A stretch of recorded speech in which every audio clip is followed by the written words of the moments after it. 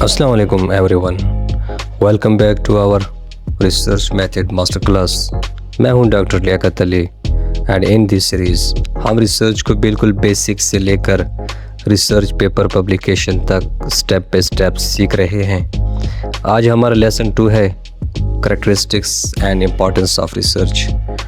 Before conducting research it is very important to understand कि good research की qualities क्या होती हैं और रिसर्च की इम्पोर्टेंस क्या है। Let's start with the characteristics of research.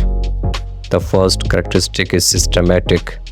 Research कभी रैंडम प्रोसेस नहीं होती, इसमें प्रॉपर स्टेप्स फॉलो किए जाते हैं, such as identifying a problem, collecting data, analysing results और फिर कंक्लूजन ड्रा करना।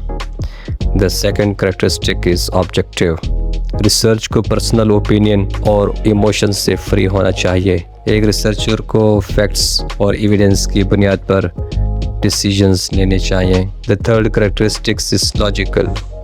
रिसर्च हर स्टेप पर रीजनिंग और लॉजिकल थिंकिंग को फॉलो करती है, कंक्लूजन्स केसेस पर नहीं बल्कि लॉजिकल आर्गुमेंट्स पर बेस्ड करते हैं। The fourth characteristics is empirical. इसका मतलब है कि रिसर्च ऑब्जर्वेशन, एक्सपेरिमेंट्स एंड और रियल वर्ल्ड एविडेंस पर डिपेंड करती है। The fifth characteristics is replicable. अगर कोई दूसरा रिसर्चर सेम मेथड्स और सेम कंडीशंस यूज़ करे तो उसे सिमिलर रिजल्ट मिलने चाहिए। Now let's discuss the importance of research. Research helps us create new knowledge. ये प्रैक्टिकल प्रॉब्लम्स को सॉल्व करने में मदद करती है। बिजनेसेस रिसर्च के ज़रिए कस्टमर बिहेवियर समझते हैं और बेटर डिसीजंस लेते हैं।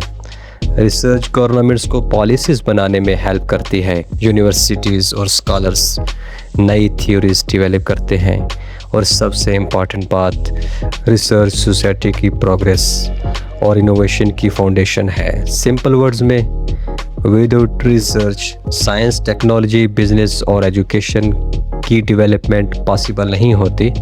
So remember this, good research is systematic, objective, logical, empirical and replicable.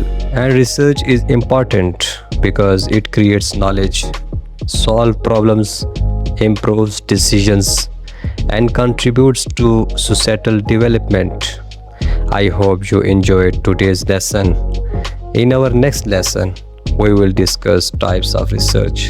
If this lesson was helpful, please like, subscribe and share this series with other students and researchers. Thank you for watching. Allah Hafiz.